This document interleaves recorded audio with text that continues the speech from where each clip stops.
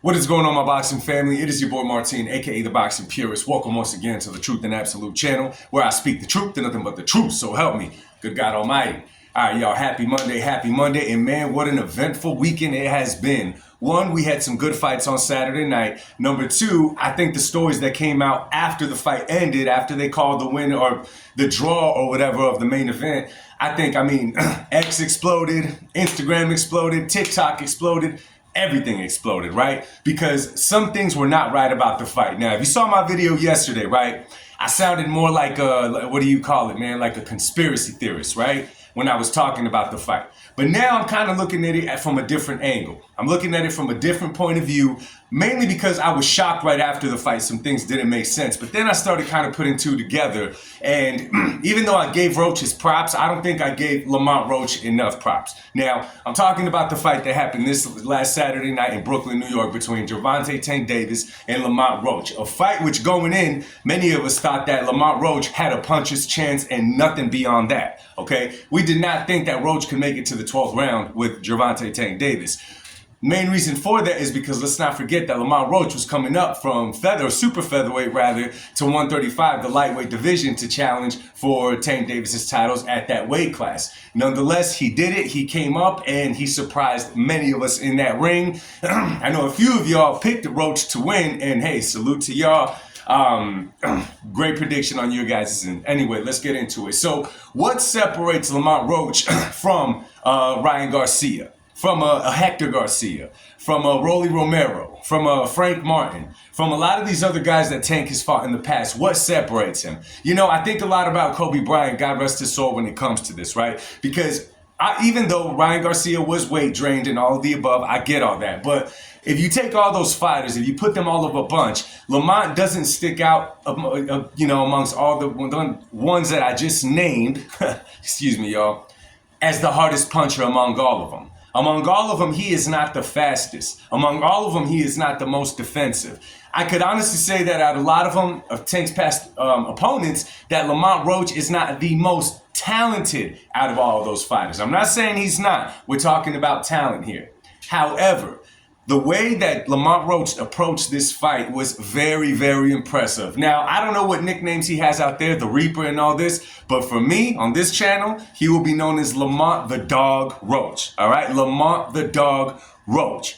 This man gained a huge fan base after this last Saturday night's performance. And, he seems like a likable dude. The ways that he carries himself. He's not arrogant. He's not none of the above. He looks like a dude that's on church on Sunday, but if you try to run up on him afterwards, he's not going to try to overpower you. He's not going to try to scare you, none of the above. He's pretty much going to look at you eye to eye and say, "What's up?" No fear, no extra dog added to him. This kid is just a dog. Now, when we go to the fight, on my last video I had said it seemed like Tank could take him out at any point. But then remember, in the fight, there was plenty of times where Tank was trying to get Lamont Roach and even taunt Lamont Roach into, fighting Tank's game plan. Pretty much getting Lamont to try to go and throw a home run shot against Tank Davis, where Tank Davis could capitalize, come back, and hit Roach like he does many of his opponents. That's the way that he caught Ryan. That's the way that he caught Rolly. Frank Martin, he kind of hunted him down, but Frank Martin fought a really scared fight. Tank knew that Frank Martin was scared, and it'd be a matter of time before he caught him, right? So let's just say that Tank Davis has the Tyson effect on these fighters. His Tyson effect didn't work on Lamont the Dog Roach, kind of like the Tyson effect didn't work on James Buster Douglas way back in the day. As you're looking at the fight, Lamont knew that he couldn't just charge at Tank, right? Even though we gave him a puncher's chance, nothing more, he knew that he couldn't just come swinging at Tank crazy because it'd be easy for him to get caught. Now, Tank kept throwing that straight left hand. When Lamont would approach him, he was trying to catch him with that shot. That's very visible if you watch the fight, to no success. Another thing about Lamont is that he actually fought Tank. Y'all notice at the press conferences, he didn't try to puff up, his chest a little bit extra, puff out his chest more than Tank was, do anything more that Tank was. No, he was a relaxed one. But you know what they say, a dog that barks does not bite. Now, Lamont did not feel the need to do any of the above. When they were facing off, he didn't have to make an angry face. He didn't have to do none of the above. He didn't have to bark. He was just looking at him like, "Yeah, what's up? I know I'm fighting you Saturday. I'll see you soon."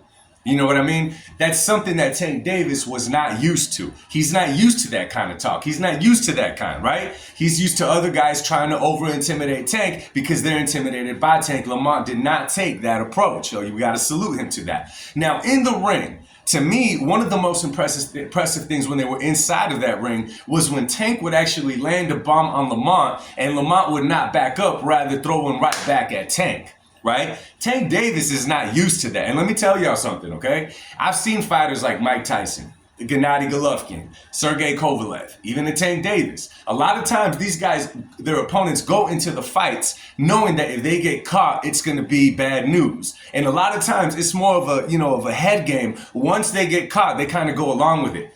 Oh, I got caught by this guy. Means I must drop. Means that he finally got me. The fight's about to be over. Lamont Roach, the dog Roach, on the other hand, gets caught and gives one right back on his own. You know what I'm saying? There was an instance where Tank threw a left and caught him with like a left hook.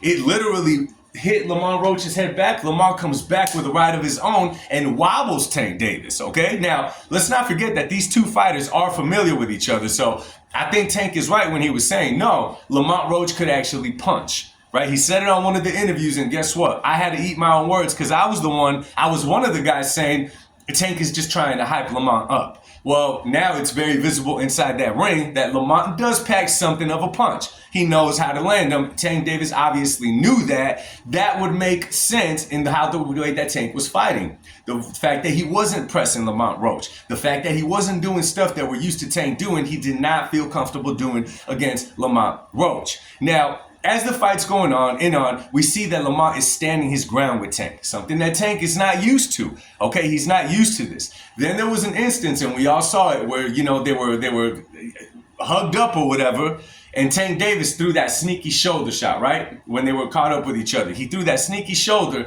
and Lamont, rather than look at the ref and try to make a plea for his case, what does he do? He gets a little bit of distance and hits Tank right back with the overhand right. Okay, that was one of my favorite instances of the fight because it showed a lot more than what you saw on TV, okay? What it showed to me is like, oh no, this guy's not here to get bullied. This kid's here to fight. That's what that showed me. He didn't, expect the referee to do anything. He just came back and landed an overhand right on Tank Davis. Even in the exchanges, you would see that even when Lamont would get caught, he wouldn't back up and stop fighting. He would also go at Tank Davis and fight really smart. The kid is slick. That's one thing about Lamont, the dog Roach, is that he is very slick. So towards the end of the fight, now this is where it gets a little tricky. Lamont said in the post-presser that it was around the 11th or 12th round, the championship rounds, where Tank Davis said to him, they're not going to give you this fight. They ain't going to give you the win. What does that tell you? What does that tell me? I overlooked this on the first video. It tells me that Tank Davis felt like he was losing the fight, okay? He felt like he was losing that fight against Lamont Roach. He was not sure about that. And then later on X, he takes it there and says it's because of the knee that he took. That's the reason they went to a draw. When, let's be real, I don't think they scored those rounds as a 10-8 round for Lamont Roach because it wasn't ruled a knockdown. Okay, the referee was feeling extra gracious, right? Tank Davis, 31 fights in, doesn't know that if you take a knee after a punch, it's considered a knockdown. We've seen this in sports before. I'm not even in sports, in boxing. Plenty of you guys are saying it wasn't a knockdown because when you think of a knockdown, you think of a fighter getting hit and dropping because of the shot. No, if you get punched and you back up and take a knee, that is considered a knockdown 365 days out of the year, twice on Sunday. Okay, twice on Sunday. So what does that tell me when Tank is saying they're not going to give you this win? Okay, you got DraftKings involved. You got all these things involved. Tank knew that he wasn't going to lose the fight on the cards is what that's telling me. But it also tells me that he wasn't sure if he did enough to win that fight. You count the knockdown, and it should be a unanimous win for Lamont Roach. All right, it should have been a unanimous win for Lamont Roach. And I'm telling you, I'm eating my words, and I'm impressed by this dude. I'm impressed with this dude because he was a dog inside the fight. He did not give in to Tank's fight, okay? He did not fight the way that Tank likes his opponents to fight. For whatever reason, Tank was not confident going and hunting Lamont Roach down. And nonetheless, the bully was not able to bully the other guy. The bully got bullied, so to speak. So anyway, y'all, let me know what y'all think. Drop it in the comment section. I will be going live tonight, God willing, at 8 p.m. And I'm excited to go live because we got to talk about the card from this past Saturday night from Raul Valenzuela we got to talk about the whole card, man. That's what we're going to do tonight. So make sure that you're there. Share this video. Let's try to get a bunch of people in the live. I really want to talk about this fight, the event. I want to get what you guys thought about the overall event between Lamont, Roach, and Tank Davis. So y'all stay up, man. God bless y'all, and I'll see y'all tonight. Peace.